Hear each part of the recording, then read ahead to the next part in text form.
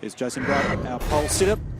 And this is our venue today, Scafey. It's 11 corners, just under 3 kilometres, and it's the wildest of rides. It certainly is, Neil. It's 2.91 kilometres. It's the third fastest in terms of average speed of the places that we go to. Almost half a lap, or just over half a lap, is full throttle, 255 kilometres an hour. And it is a very wild racetrack. The guys, the vision we've seen in qualifying, and the guys commenting about those bumps, and they're the three sectors we've referred to. Sector 1 in the orange, the back straight section, and then this final sector, which we saw Mark Winterbottom go off the road in one of the wildest moments we've seen in qualifying here in the history of the sport. On board with 9 in-car cameras today. We've got the full field covered for you. That's Fabian Coulthard, that's Mark Winterbottom, and that wasn't that. At the last corner, Neil, a monster moment. I can't believe that he didn't find the fence on the inside, and I think he probably feels exactly the same. Here's Scotty McLaughlin. Had some comms issues earlier in the day. Now we're looking at David Reynolds, the Botlow Ford Performance Racing Ford Falcon. Got a big bundle of points at Winton last time out. Scott Pye, he's driven here in Toyota Racing Series cars. There's quite a number of rookies in the field that have not done a V8 Supercar Championship race here. The only guy that truly has had zero experience is actually Robert Dahlgren, the Swedish driver. Rick Kelly, he's got a big job ahead of him as well. He was on target for what looked to be a very good qualifying performance and then spilled it down at turns 3 and 4. Got it in the gravel out there, and as a result of triggering the red flag, he has to start from that rear of grid position. Look at him all the way up the back there. He'll barely be able to see the lights. No doubt, and it looked like he had really good car speed. In fact, his brother Todd was second for a long time within that qualifying session. Check out the Fuso starting grid for the way in which they'll line up now for this race number 10 of the championship. Jason Bright starts from the pole alongside Jamie Whincup, Red Bull Racing Australia. Row number 2, best Kiwi, Shane Van Gisbergen, VIP Pet Foods, and Craig Lowndes, car number 888. Then it's Will Davis and Erebus Motorsport, Mercedes-Benz, with James Courtney alongside. From 7, Scotty McLaughlin, another of the high-profile Kiwis. Will they break through? Nick Percat. Terrific performance for him, can't say enough about that job. Fabian Coulthard, position 9, and alongside him will be Mark Winterbottom. And the whole of the top 10, Neil, was covered by 0.19 of a second. Dave Reynolds and Lee Holdsworth, James Moffat, Tim Slade, Todd Kelly, as I said, was going very well in qualifying. Garth Tander further down than you'd expect to see. Garth 16th. Michael Caruso, Jack Perkins, quite a good job there.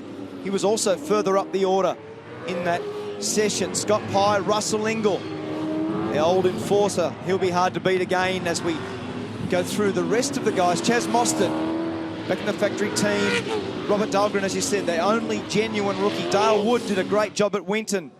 And Rick Kelly, what a cruel sport this is, at the back of the field for bringing out the red flag in qualifying. That's your Fuso starting grid. And this is going to be a very important run down to turn 1, Neil. Incidentally, Nick Percat equalled his season best performance qualifying, had an 8th at Winton as well. Here's the situation in the champ points. 28 points the gap between Craig and Mark Winterbottom, who vaulted in that order at Winton. Fabian Coulthard's 15 points further adrift from Frosty, and then James Courtney is 4th at the moment. I said at the very top of the show, Scafey, that one of the things I find interesting with 6 different winners and 10 different guys on the podium this year, really don't have a picture at the moment of a clear pattern.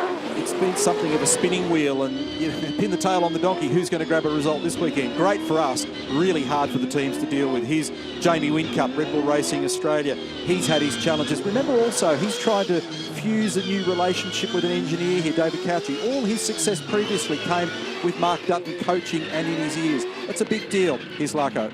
Yeah, Neil, and there's David Couchy right there about to talk his man up. We've got Wally Story going to talk Jason Bright up. All the engineers you can see lined up. Now you can see the guys have come around here. They've come around online. Then Jason has pulled over. Now, although he's position 1, and he's nicely pulled up there on his burnout marks he left there. Yeah, look, he's going to come forward. The splitter or the front air dam can go over the white line, but the tyres cannot, and the car cannot roll. What's odd here is that although he's on pole, you really need to be on the left-hand side for down there at turn 2. This is going to be interesting to see who wins down there. And those verges are still a little wet. Thanks for the update, Larko. We're looking at Bright alongside Jamie Whincup. Cars just coming into position. Remember, it's a downhill start for those guys at the back. So you've got to be able to hold the car on that decline. It's a lot of smoke from Rick Kelly's car there at the rear of the grid. 35 laps.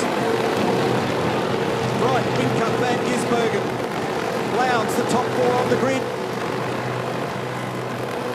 Racing in Auckland, and Whincup makes a great jump and immediately grabs a car length or 2, and he'll be able to close as they head down towards 1.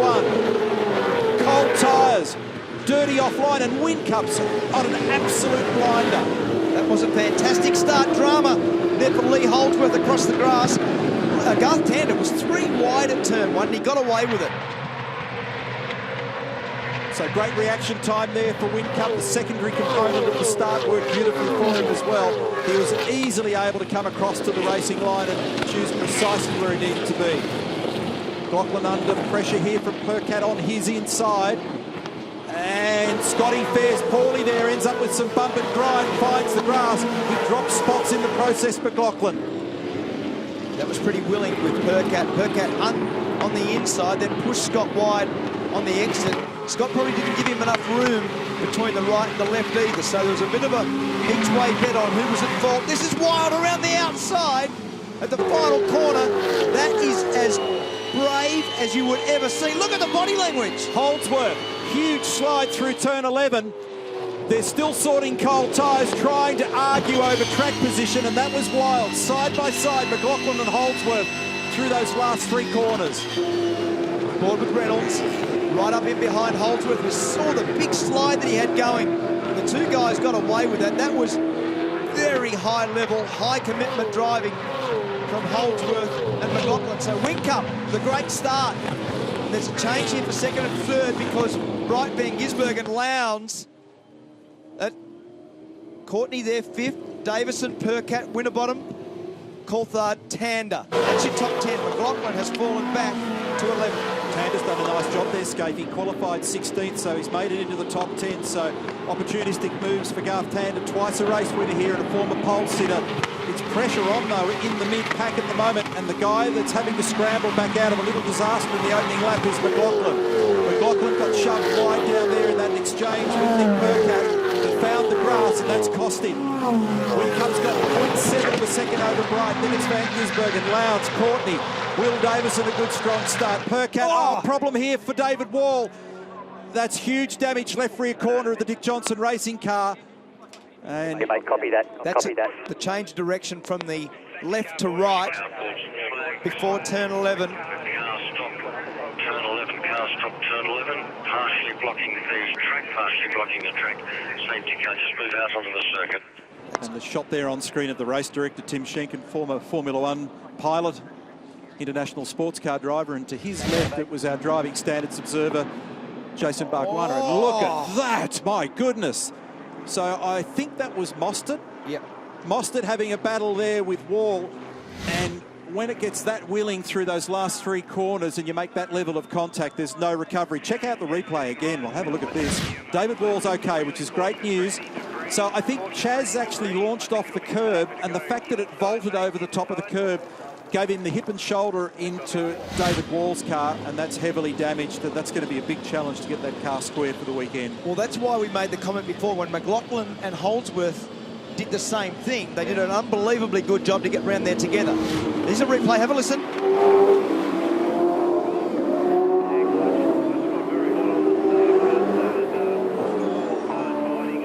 It's a serious thud when you make the concrete wall there. Dick Johnson, that's going to be costly. A lot of work for those guys this afternoon and into the evening. Petter's safety car is on the circuit. We'll take a quick break and be back.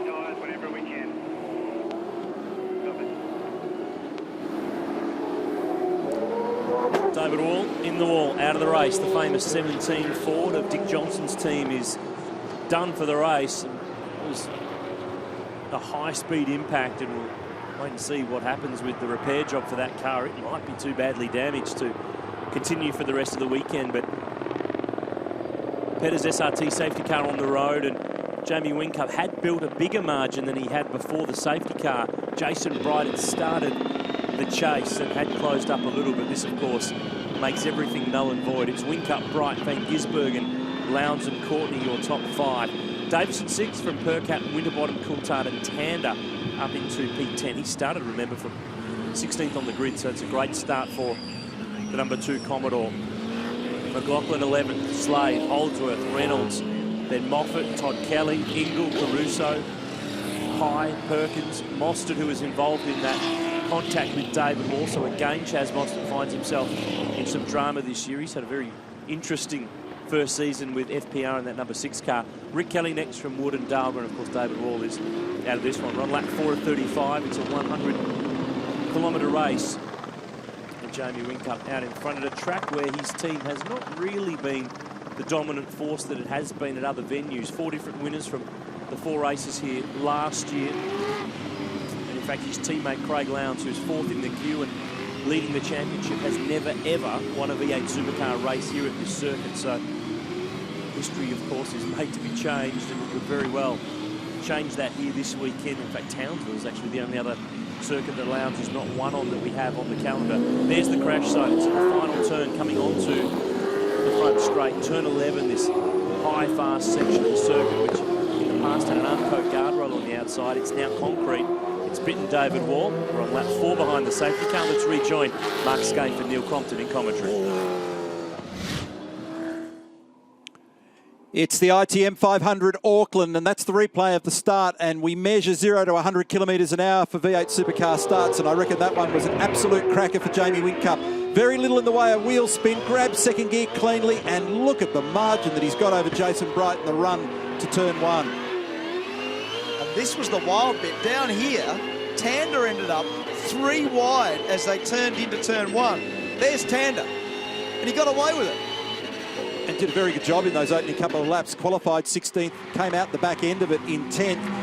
And this hip and shoulder between Holdsworth and McLaughlin we thought could end in tears, but it was a very similar carbon copy incident later on that in fact did. So here's Lowndes running wide also at the top of the hill, and that allowed Shane Van Gisbergen to get through. You cannot afford to be on the grass out there today. It's going to burn you big time. There's no grip. And how about this?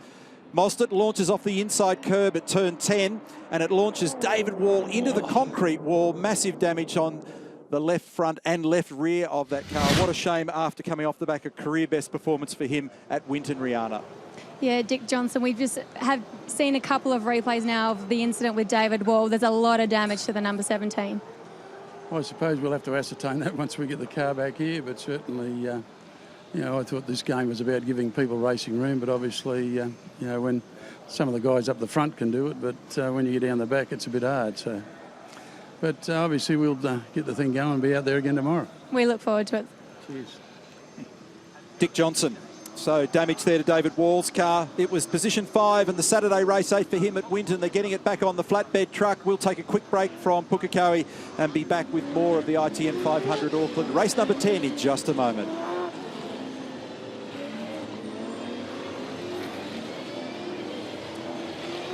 David Wall's car being removed from turn 11. He had a busy Easter. David Wall running cars up at Bathurst last weekend for a racing festival that was held at Mount Panorama, and comes to Pukekohe this weekend. Has just done a deal to his team. He actually runs and operates a range of different cars in Sydney, and they're going to run Porsche Carrera Cup here in Australia in the course of the next part of the championship, which follows the V8 Supercars right throughout Australia. So under safety car, lap 6, a chance for us all to catch our breath on this very special Anzac Day race in the V8 Supercars Championship. 50 points for the win in today's race. It's a super sprint format weekend, but slightly extended the normal format, which has been a winner at Winton and Simmons Plains, with 2 100-kilometre races on the Saturday, the longer 200-kilometre race on the Sunday, where pit stops and strategy come into play a little bit more. This is an additional. This is a special race. An opportunity to race on Anzac Day has never happened in our championship, so it's great that we can do it here in New Zealand. And Jamie Whincup, he's the man who leads the way. He started on the front row of the grid alongside the poleman Jason Bright, made an absolute stonking start and took off down into turn 1. But this safety car period after contact between David Wall and Chaz Mostert has slowed the field right down and will effectively give us another chance. This is also an opportunity for us to remind you that there's been a change since we last saw you at Winton with the restart procedures to V8 Supercars. The acceleration zone that we've had over the course of the season so far no longer will be used. We're reverting back to 2013 restart format, so single file, safety car to pull off to pit lane, and then Jamie Whincup goes once that message comes through on the radio that that safety car has been returned to the pit lane. So there won't be those two boards on the pitch straight and the cars to accelerate between there. We're still under safety car, lap 6 of 35 at Pukekohe in New Zealand.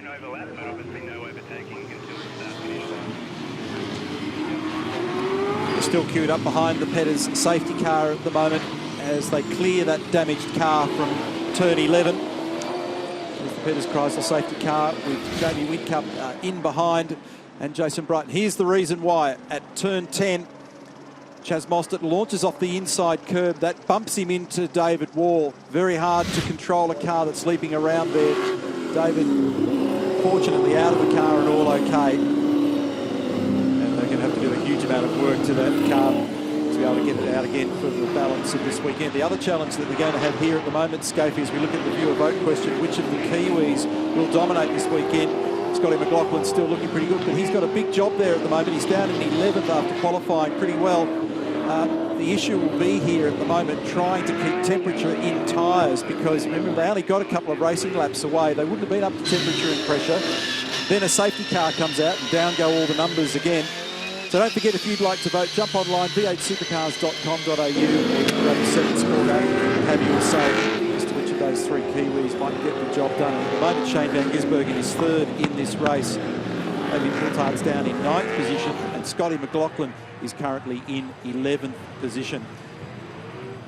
Reminder also that there's been a revision to the safety car restart rules as well. We're reverting to the previous procedure from 2013.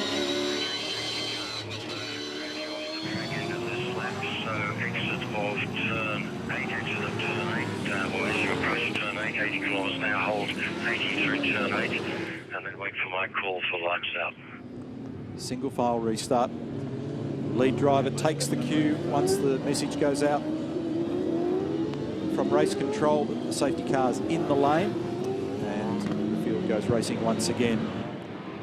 This new section of the racetrack has worked brilliantly. Last year we saw some tremendous passing in that run into turn 5, and we saw great exchanges again even in the early part of this race, Mark. Yeah, well, it's very wide, Neil, and it's got a hard enough braking area from 255k down to roughly 90k to make it an initial pass and then another passing zone afterwards. So let's get ready for the restart. Jamie Whincup from right, he jumps away, got a good little leap, but watch Bright because he got a better apex for the last corner. Van Gisbergen Lowndes right behind.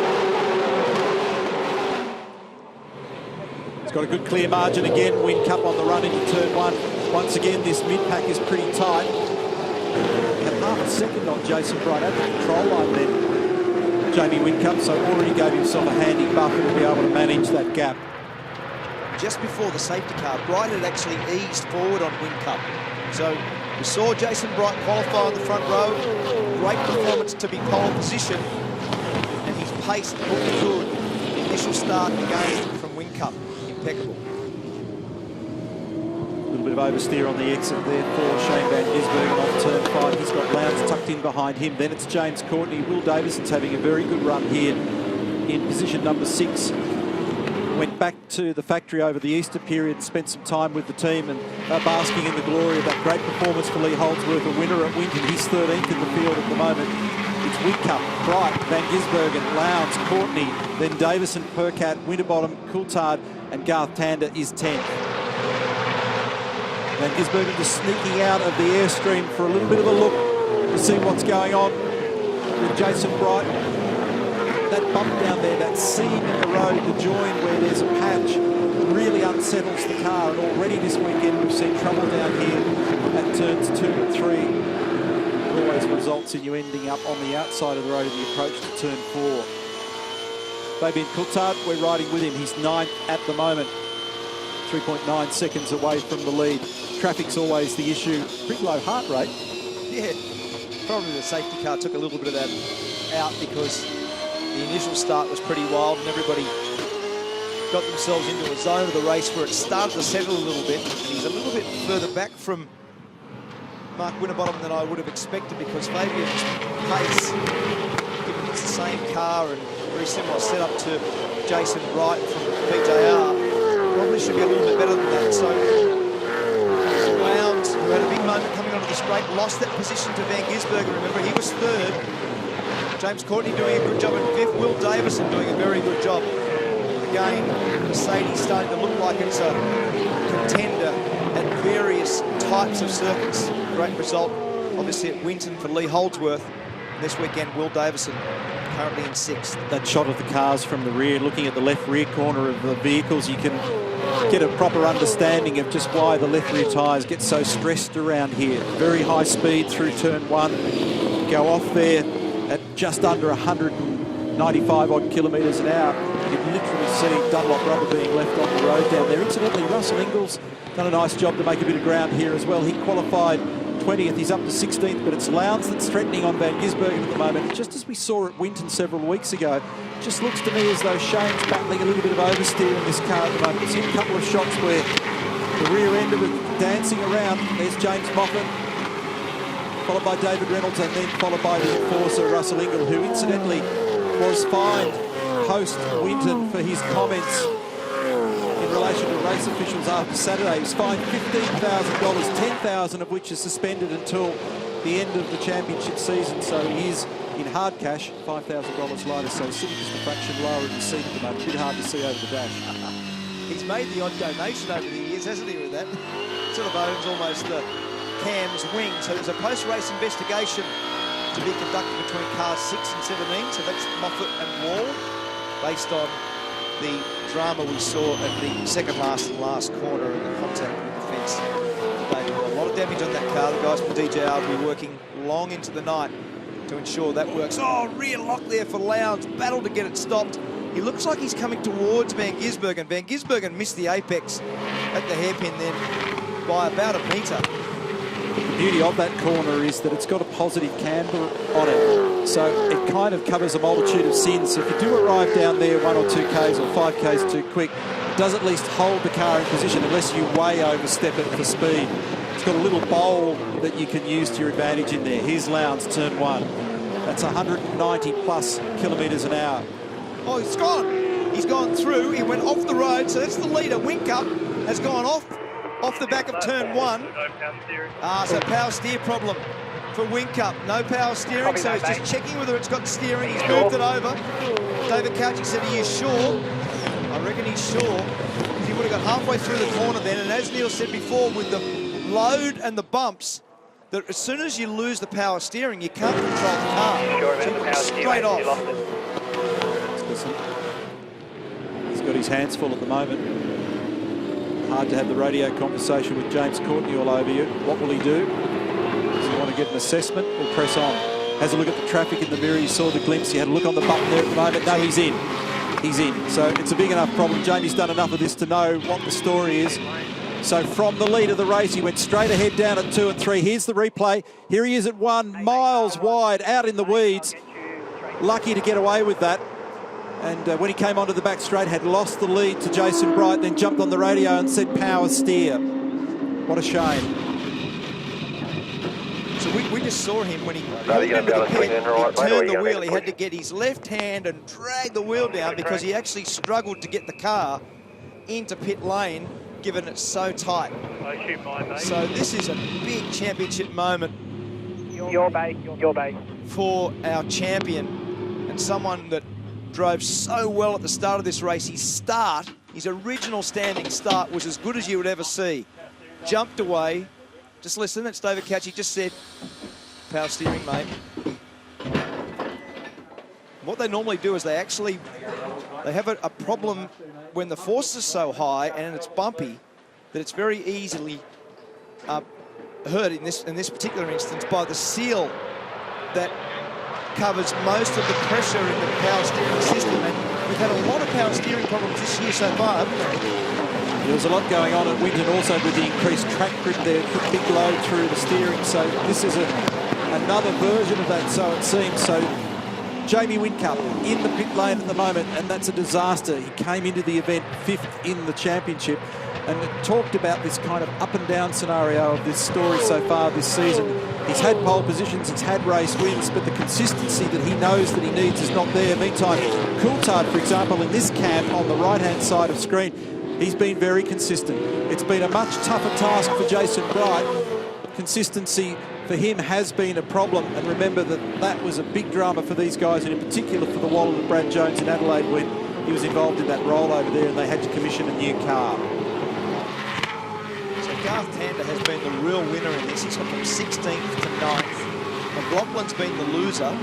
He was previously 11th, and obviously now the Whincup is in his 10th, so he was 7th. So far this year, Nick Percat, best result for him has been 3 15th positions. And a little reminder here, he currently sits in position number 6 in car number 222. Heavy Haulage Australia Holden Commodore. So this is a very strong run for him. There's Coulthard. Fabian's 8th at the moment. He's just a little bit away from the back of Mark Winterbottom. Winterbottom's recovered pretty well when you consider how close he was to disaster in qualifying. Oh, and off the road also, Dale Wood, car 21, and the rim protruding there on that car, so it's plucked a tyre off on the curb. You can bring it in. There's an issue, there's something wrong in the rear end. So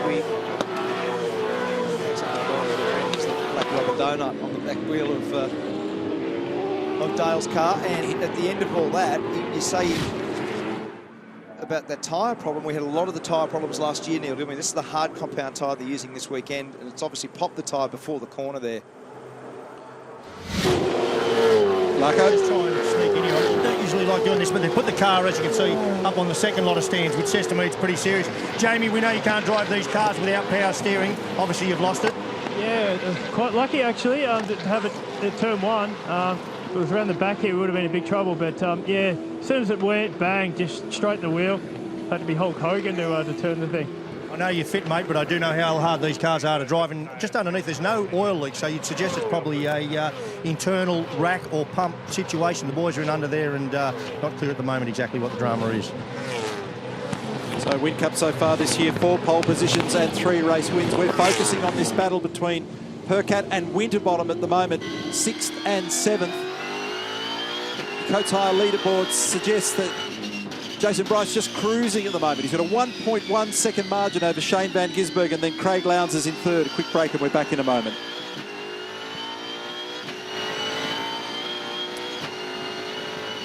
Winterbottom 7th, chasing Nick Percat, and Winterbottom has just been sneaking away this year. He's 2nd in the championship coming into this weekend, only 24 points behind Craig Lowndes. And although this is drama for Jamie Whincup being in pit lane, Dale Wood has made it back with that shredded tyre. Although this is a disaster for Whincup in terms of this race, he's not going to lose as many points to his championship rivals as he otherwise would. If this was Sunday, this would be worse news, but being one of the sprint races on Friday afternoon, it's only worth 50 championship points. They're 50 points he would have loved to have had. Better to have a problem in a race that doesn't pay as many points than one that does. On board with Tim Slade, looking ahead at Scott McLaughlin in the Volvo, putting the pressure on Garth Tander for 9th place. Tim Slade in the Superchip Auto Commodore replacing Russell Ingall this season. McLaughlin's been looking and looking at Tander, but he can't quite get it done. There's Coulthard. He's just down the road in position 8.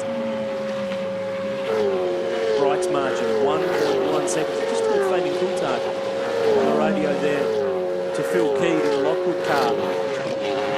Just missed what the actual message was, but there was some concern in the voice there in the discussion, so we'll keep an eye on the 14 Commodore. This is Garth Tander. He's had a really, really tough last 18 months, but this is the guy who, in HRT's really tough years in 2010 and 11 and 12, was getting wins and podiums and poles and keeping their neck above the waterline and really buying them the ongoing goodwill of the paddock, because this is the factory team of Holden. They're fighting to reclaim their turf that's been taken by the Red Bull Racing Australia squad. But Tander's been struggling in qualifying. He's in the top 10. We're on lap 18 here at Pukekohe. Let's rejoin Mark Skaife and Neil Compton.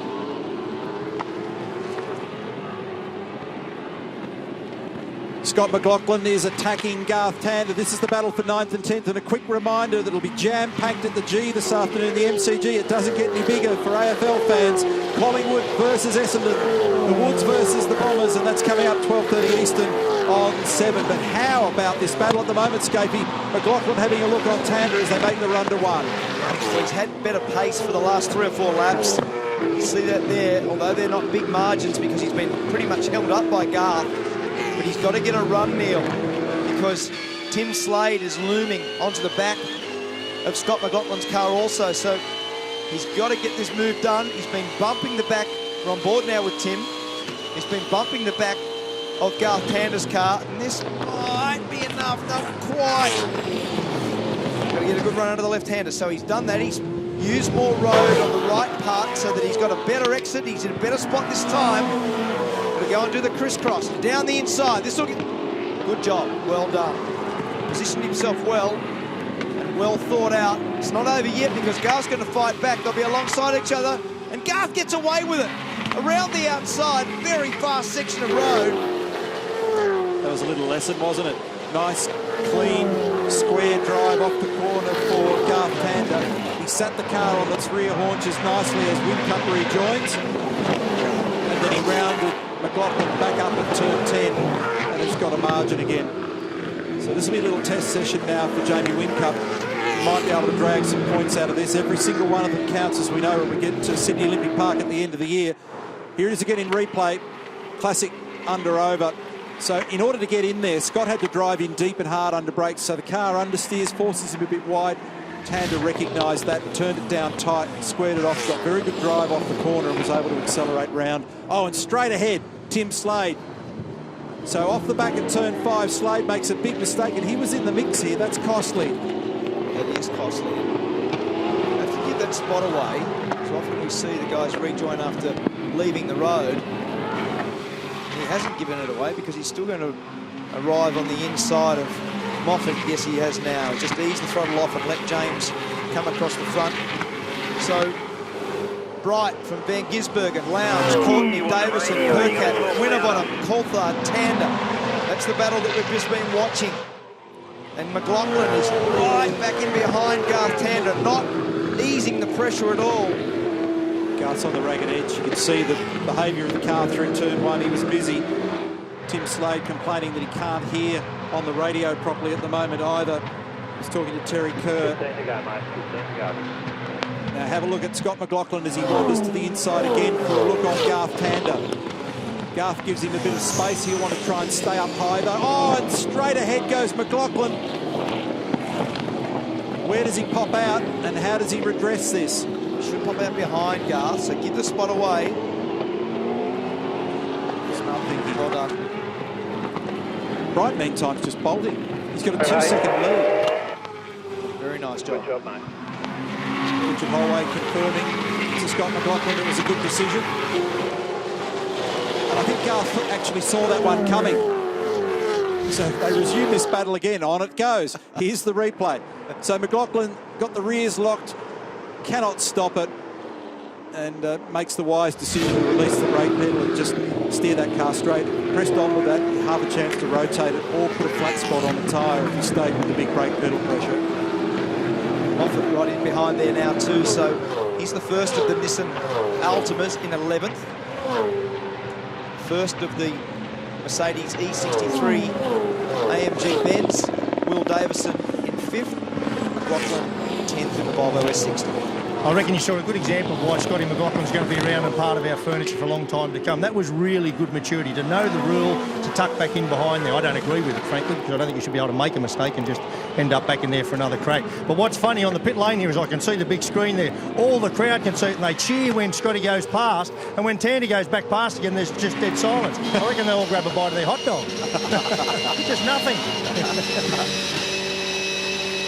So they're at it again now in this final corner. Thanks, Larko, turn 11. A lot of wheel work required for McLaughlin there to recover that car, dancing over the top of the bumps. These fellas are arguing over 9th and 10th at the moment. Bright's got 1.7 seconds over Shane Van Gisbergen. Now, I know there's never a good news story for the guy who leads the race who goes out. So Whincup today leading the race, now back in 24th position. Never a good news story. However, the only good part of that is that today's race is only worth 50 points. So in terms of what you lose, it doesn't have the effect of what it would, for instance, on Sunday, when there's 150 points up for offer. And there was only one practice session and one very intense qualifying session leading into this race. So a little bit of it's learn on the run here at the moment. one of the reasons why, apart from just grabbing some valuable points for Whincup, but they need to get him back out there, is every single kilometre at the moment you're logging knowledge about what's required for the races to come. Another couple of 100-kilometre races tomorrow and then 200 Ks on Sunday. There are the margins for you. Brighton to Van Gisbergen at 1.7 seconds, and then training back to Coulthard here. He was on the radio and animated 2 or 3 minutes ago, unhappy about something, didn't catch what it was. He's 8th. They're just suggesting to him, bring it home, don't stress, just get those points. And here is Whincup, 24th, as you said before, Mark. Neil, and I think a similar circumstance will apply here. They're not entirely sure exactly what's wrong with James' car. As we said, there was no hydraulic oil loss, maybe an internal seal or something, so they've shipped him out because, just as you said, at the other end of the year, a couple of points grabbed now may turn out to be very critical. Get back to this battle.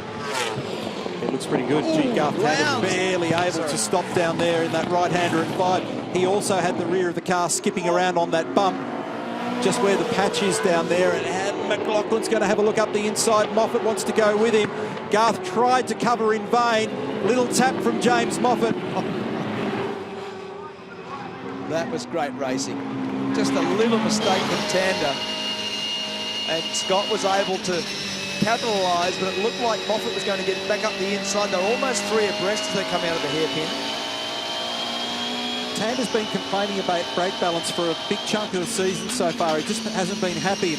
And we saw that visual evidence of it there before with the rear of the car being unsettled. And I don't know whether it's actually a brake thing so much as a ride control problem, but it definitely got upset on that bump down there and skipped the rear of the car sideways. And now McLaughlin's got the release that he's been looking for. He's 9th. There he is on board.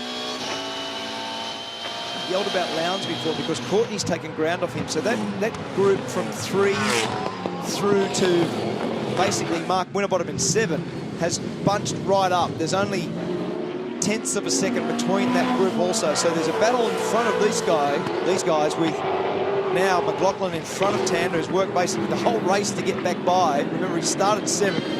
Garth Tander started 16th. So he's done a great job in the early phase. Moffat. Hey, we shouldn't miss this opportunity. Just look at Nick Percat in the blue car there, the HHA Commodore in 6th spot. I think he's at the minute there. Big rap for him. I mean, it's been a little bit tough for him. The kid's quick now. He always has been. Career and Cup cars, back in Formula Ford, and that's the hard bit. And these cars are hard to drive. He's had a little bit of a drama during the course of the year, and he gets involved in a little bit of a mess up now and then, and I think that's part of his aggressive nature, which sometimes is a very good thing. But I just get a sense that, you know, eventually he's going to break through and he's really going to become part of the game. So, well done. I reckon we should take this moment, just have a look at him doing a good job. He's had a bit of experience around here in the New Zealand Super Tours as well, and that's handy, even though this is his V8 Supercar Championship debut. Just having a little bit of acclimatisation to this racetrack is helpful for sure.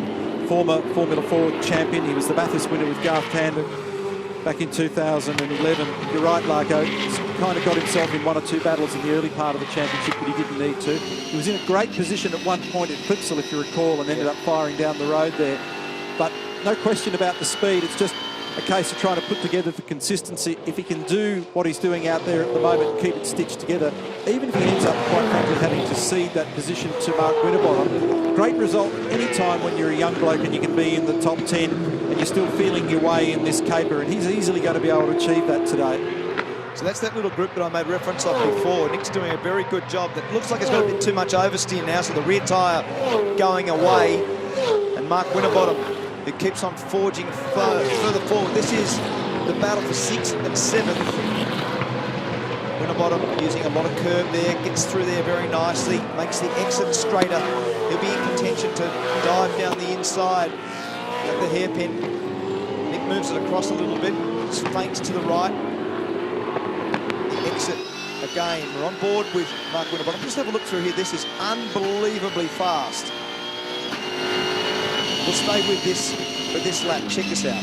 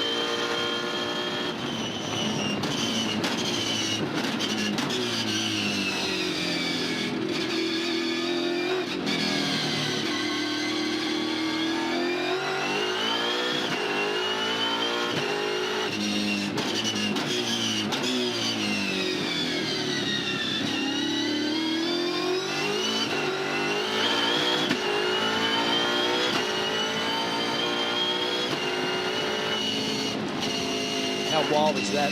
Great vision. You see the body language of Nick Percat's car. A lot of oversteer. You can just see again on the exit of the final corner, a lot of late oversteer, lacking rear grip. This is Mostert. David Wall and the Wilson Security Falcon are both back in the garage. David is okay, which is the good thing. The car certainly isn't. Dick Johnson has just said the car will be out for the weekend. The front of the cage is bent. The engine mount is broken. The brake discs have been completely sawn in half, and there's plenty of suspension damage, and that's just what's at the front of the car. So unfortunate for David Wall, he's out for the rest of the weekend.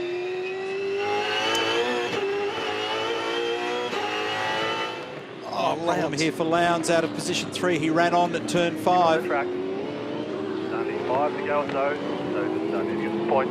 Jeremy Moore just reminding him of his obligation to just try and keep it straight, grab some points. Good confirmation back from Craig. Here's what happened. It's the same thing. They've all got the same thing going on down there. They're struggling to pull the cars up, lock the rear brakes for Lowndes. He actually had it locked before he got to the join in the road and went straight ahead. So I think he's held his spot there all okay. Bright, Van Gisbergen, Lowndes, Courtney, Will Davison, Nick Percat, Mark Winterbottom, Fabian Coulthard, Scotty McLaughlin and Garth Tander. Those fellas are... Tander is 16 seconds away from the lead of the race at the moment. But as I said earlier in the broadcast, pretty decent recovery from qualifying 16th. This battle is raging at the moment. Mark Winterbottom still just stalking Nick Percat, trying to figure a way around or at least distract or upset Percat into a little mistake. And it's a great run also for Will Davison. So Erebus has clearly made ground with these cars in the recent past. Been a nice job for them. Win at Winton, nice and quick at the moment. Holdsworth, by the way, is down in 13th position at the moment in the sister car. Heel and Mark Winterbottom's teammate Chaz Mostert running around there towards the rear of the field there. You might be wondering why. Remembering he hasn't been here. He didn't start until later in the year last year. And the other thing he said to me just before this race, he's actually not confident in the car. And it's a really important thing on a high-speed, bumpy circuit like this. You've got to be confident. And as an engineer, you've got to listen to that and think, well, maybe I can do a couple of things to his car. They won't make it faster, but they'll make him more confident in the car. If you're confident as a driver, by default, you are faster. That's very true, Larko, especially as you said in a big, fast, open circuit like this. Those corners coming onto and off the straight are two of the most committed corners on our tour, and they're bumpy and they're wild. There's long areas of the corner where you've got the car basically on the slide, and very easy to make a mistake. If you're not confident with the car, then you don't get the best from yourself or the car. With that earlier safety car intervention also, Mark, there's a possibility because of the time certainty involved. And there's a problem here for Winterbottom down at the hairpin. So it's ended up not being a case of pressuring Percat into a mistake. Winterbottom's made a mistake, or so it seems down there. He's dropped in now behind Lee Holdsworth. So where is he? 13. So what happened here? Oh, he bumped the grass. Got the left-hand rear wheel caught on the grass. Here's the replay. Okay, yeah, just couldn't stop it. And it's wet out there, absolutely no grip. Simple mistake, just as he grabbed first. Then he had to rotate it in the other direction. He tried to go the other way. So I was about to make the point that we think this is likely a time-certain race because of the safety car intervention earlier. So it may not run the full distance of the 35 gazetted laps. Coulthard gets a reprieve as a result of that, so he moves up to 7th. McLaughlin gets an 8th going here, and it's 1.6 seconds between Bright and Shane Van Gisbergen. The last time that Jason Bright won a race was right here last year. This time last year, Sunday afternoon. So it's taken him 12 months to be able to put this one together. He's threatened with great pace again this year, but it's been a very topsy-turvy campaign so far. It's down the order in the points. He's 12th at the moment. Just looks like the margin's hanging tight between Bright and Van Gisbergen. It's just tightening up ever so slightly. And this may well be the last lap. So Bright can afford to just be a little casual. It's a great performance. 455th race, the V8 Supercar racing for Jason Bright, and dovetails beautifully off the back of his emotional and stunning performance here in 2013 to win the Jason Richards Memorial Trophy. He's taking big steps towards doing it again in 2014 through turn 11 for the final time. Perfect job, exactly what we needed. Well done, Brady. Jason Bright in conversation there with Andrew Edwards. It was a perfect job. 1.6 seconds the gap in the end. There is Andrew, and congratulations to everybody at Team BOC. Beautiful drive, Jason. Shane Van Gisbergen second, the first of the Kiwis. Then Craig Lowndes, car not quick enough, but finishing in third place. Very important points for him, remember. Came into the event here as championship leader with a margin of 28 points. And James Courtney in fourth, Will Davison fifth. V8 Supercar season best performance for Nick Percat sixth. I was going to say career best, but we've got to remind ourselves he was a Bathurst winner with Garth Tander. Then Fabian Coulthard, Scotty McLaughlin eighth, Garth Tander, who I just mentioned, in ninth position, and James Moffat. Good drive for James there. The best of the Nissans in position 10, car number 360. So all 5 manufacturers in the top 10. Sorry about that, it's not because Winterbottom's popped out. So Winterbottom, whilst he was in the top 10, they were all 5. Winterbottom is the highest place 4, who was fighting for 7th position, right behind Percat. Made that little mistake, gone back to 13th. That was a little bit of a cruel finish for him because he worked his way back up the field very well. But Jason Bright today has put on a clinic. He drove perfectly in those early laps, didn't make a mistake, made ground on Whincup. Remember, he was leading, and since then was able to dominate the way this race was run. Incidentally, Rick Kelly ended up making it up as far as 20th. He's been debriefing on the radio about the changes they want to make, but right now the focus is on Jason Bright. What a beautiful drive for him. Made up 9 positions in the championship at Winton. Bit of aggravation with his teammate there as well, yes. Dale Wood. So they had to resolve midweek after the event. But that's all forgotten now. That was a great drive, controlled, intelligent play.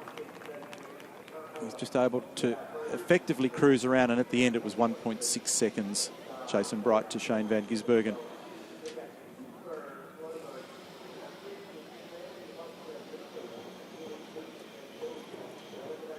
So Bright, Van Gisbergen, Lowndes, that's your podium.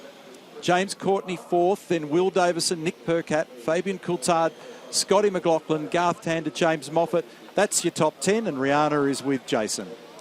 Congratulations, Jason Bright. Pole position, there's your hat, pole position, and a win to start the weekend to defend your Jason Richards Memorial Trophy.